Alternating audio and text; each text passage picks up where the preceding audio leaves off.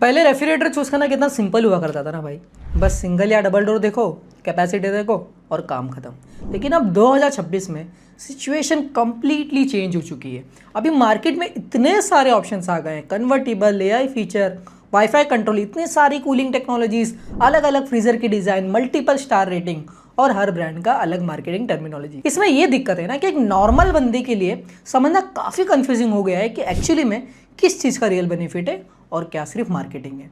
और इंटरेस्टिंग बात तो ये है कि रेफ्रिजरेटर में सिर्फ कैपेसिटी मैटर भी नहीं करती है।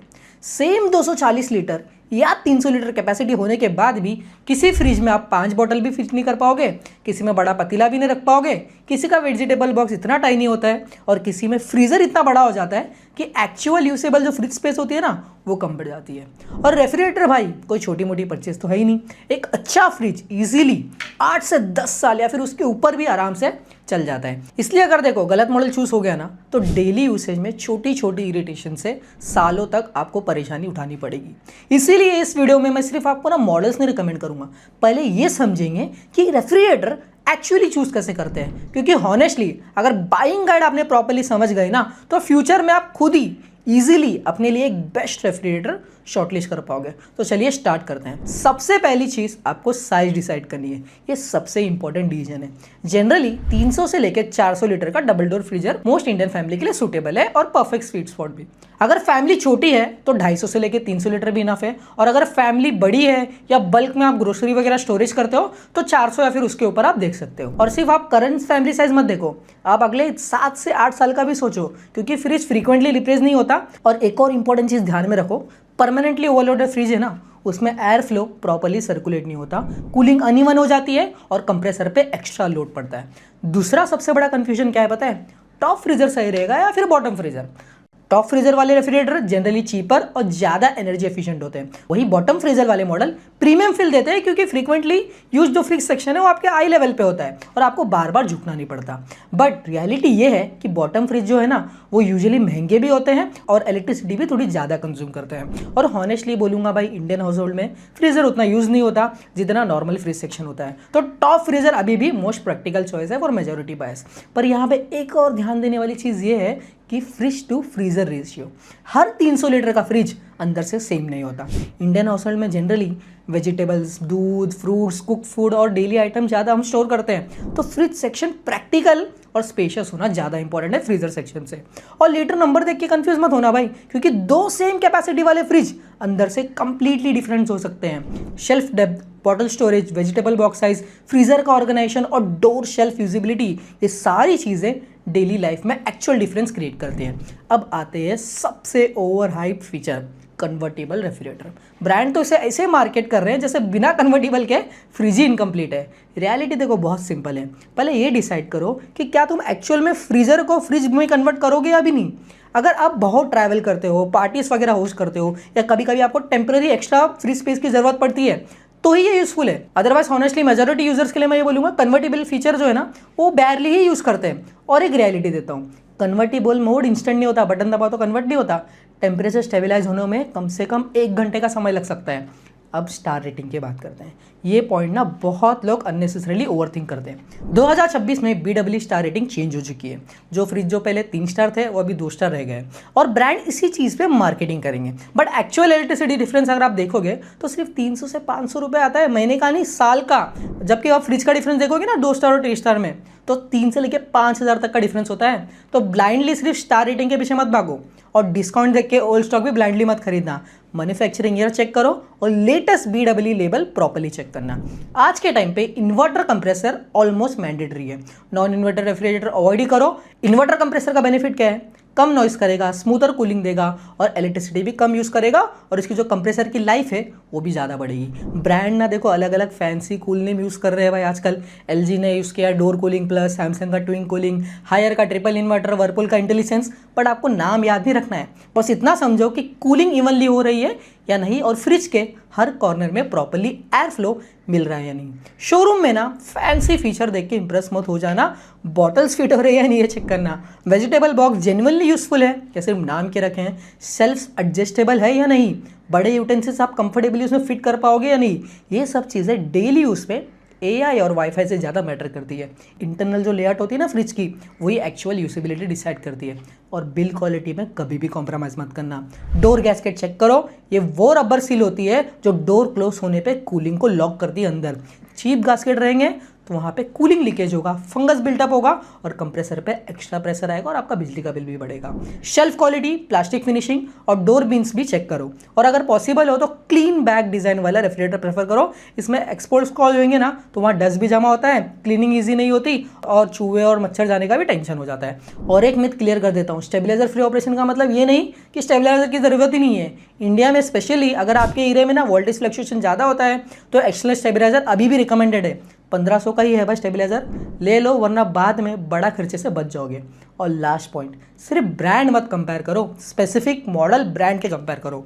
सैमसंग, LG, वर्लपूल, हायर सबके अच्छे मॉडल्स भी हैं और एवरेज मॉडल्स भी।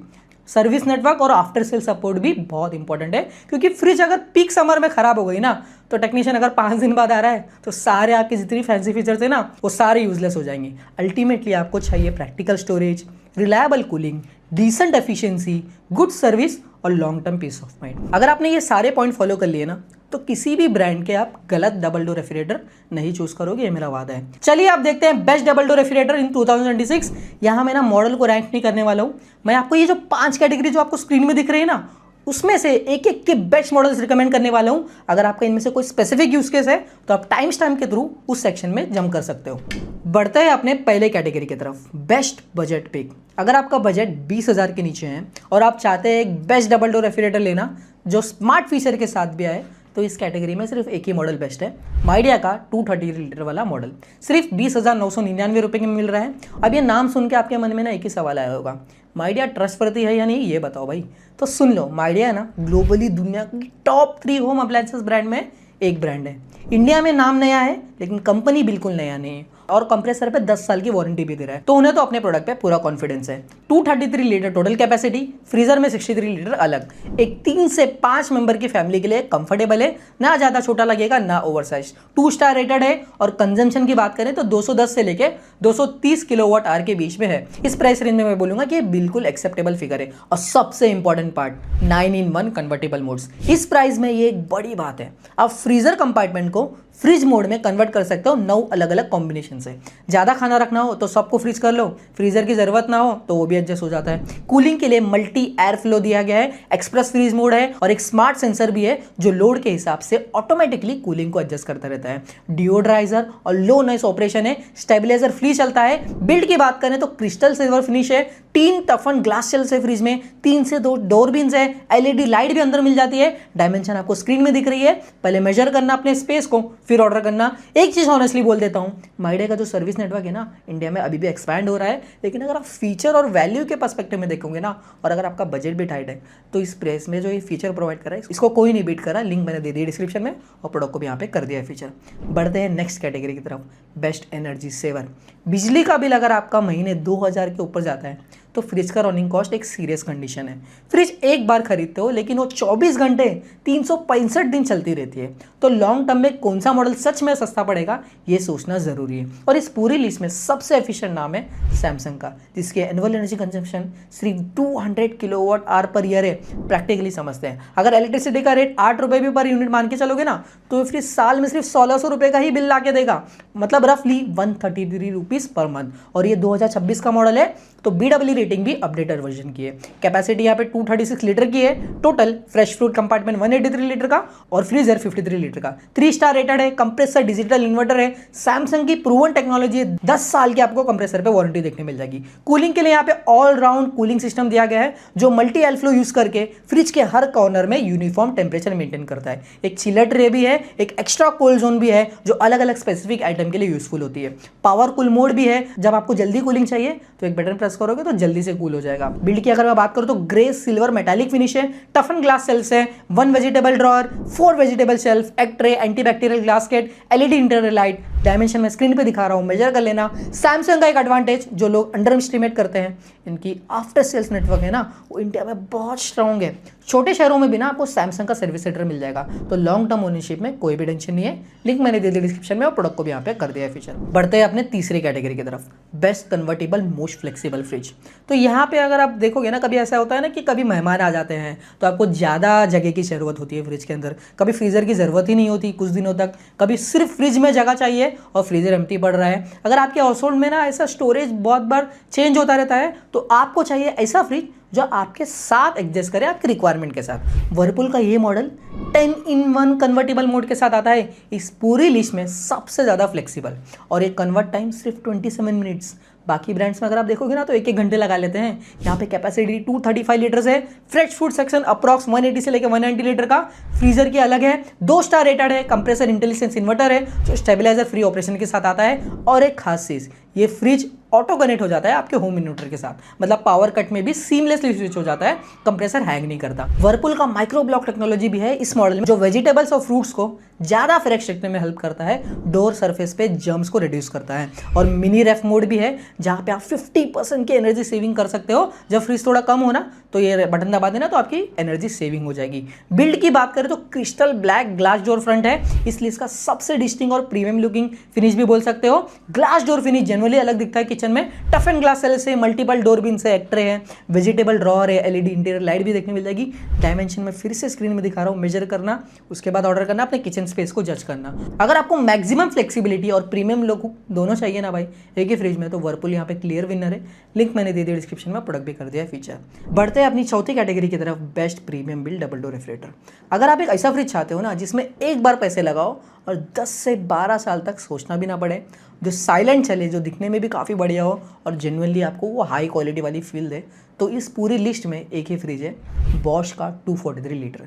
इस पूरी लिस्ट में बिल्ड क्वालिटी और फिनिश के लिए भी ये परफेक्ट फिट है। कैपेसिटी जैसे मैंने बोला था 243 लीटर है टोटल, फ्रिज सेक्शन में 201 लीटर और फ्रीजर 62 लीटर। 3 से 4 मेंबर के लिए रूमी फील देगा, 3 स्टार रेटेड है, एनुअल एनर्जी कंजप्शन भी कम है, 242 किलोवाट पर आवर। सैमसंग से थोड़ा ज़्यादा लग सकता है, लेकिन 243 लीटर भी तो है, कैपेसिटी के हिसाब से ये एफिशिएंट फिगर है। कंप्रेसर वेरियो इन्वर्टर का है, बॉश का एक प्रोप्राइटरी टेक्नोलॉजी है और एसी 42 डेसिबल की आवाज़ करता है। सबसे क्वाइटेस्ट रेफ्रिजरेटर भी यही है। इसका फीचर जो प्रैक्टिकली बहुत काम आता है ना, वो है 18 आवर्स की कूलिंग रिटेंशन। पावर कट के बाद भी 18 घंटे तक ये टेम्परेचर मेंटेन कर सकता है।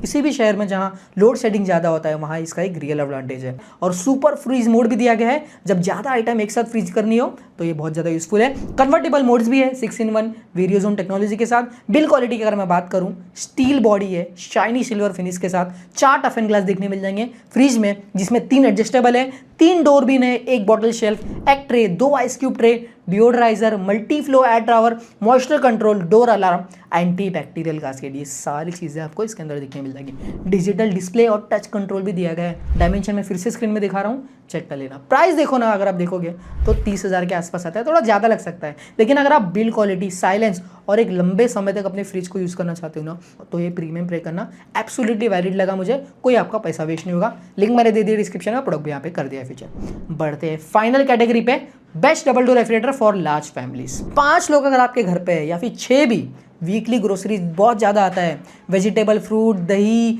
कुक फूड, फ्रोजन आइटम सब एक साथ रखना है, तो छोटी फ्रिज में चीज़ें बाहर रखनी पड़ती है और अंदर शफल कर करके रखना पड़ता है, इससे कंप्रेसर पे लोड आ जाता है। तो इस लिस्ट में ना सिर्फ एक ही फ्रिज है जो आपके लिए बना है, गोदरेज का 308 लीटर।